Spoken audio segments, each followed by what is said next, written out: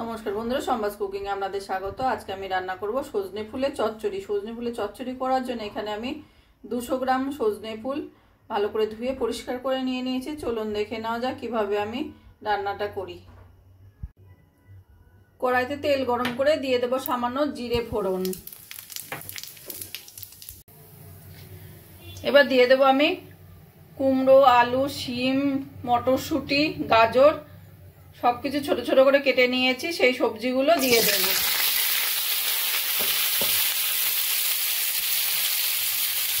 এবার সবজিগুলোকে একটু ভাজা ভাজা করে নেব। সজনে ফুল খুবই একটা হেলদি ভেজিটেবল, এটা সবারই খাওয়া উচিত, স্বাস্থ্যের জন্য খুবই উপকারী। সবজিগুলোকে 1-2 মিনিট মতো ভাজা ভাজা করে নিয়ে দিয়ে দেবো আমি পরিমাণ মতো নুন, হলুদ, আর দিয়ে দেবো 1/2 চামচ মতো ধনের গুঁড়ো। এতে বেশি কিছু মশলা দেওয়ার দরকার নেই।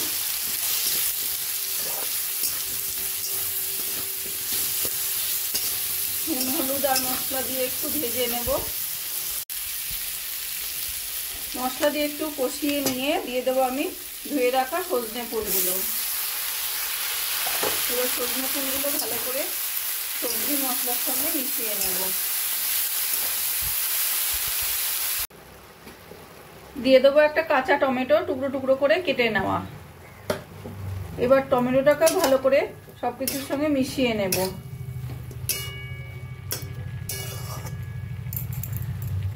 নিয়ে এবার একটা ঢাকা দিয়ে লো ফ্লেমে আমি রান্নাটা করে নেব।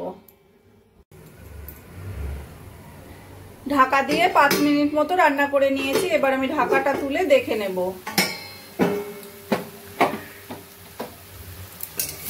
মাঝখানে আমি একবার ঢাকাটা তুলে নাড়া দিয়ে নিয়েছি। তরকারিটা আমাদের বেশ সুন্দর মাখা মাখা হয়ে গেছে। আলু, কুমড়ো, গাজর সবই সুন্দর সিদ্ধ হয়ে গেছে। এবার দিয়ে দেবো আমি 2 কুচানো কাঁচা লঙ্কা। লঙ্কাটা আপনারা নাও দিতে পারেন যদি বাচ্চারা খায়। আর দিয়ে দেবো একটু ধনেপাতা। এবার ভালো করে মিশিয়ে নিয়ে গ্যাসটা বন্ধ করে দেব।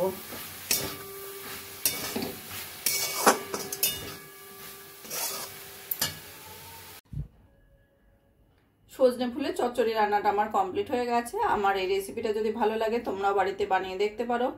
কমেন্ট করে জানাবে কেমন লাগলো। প্লিজ লাইক, শেয়ার ও সাবস্ক্রাইব করবে। আর যদি ফেসবুক পেজ থেকে দেখো ফলো করে নিও প্লিজ।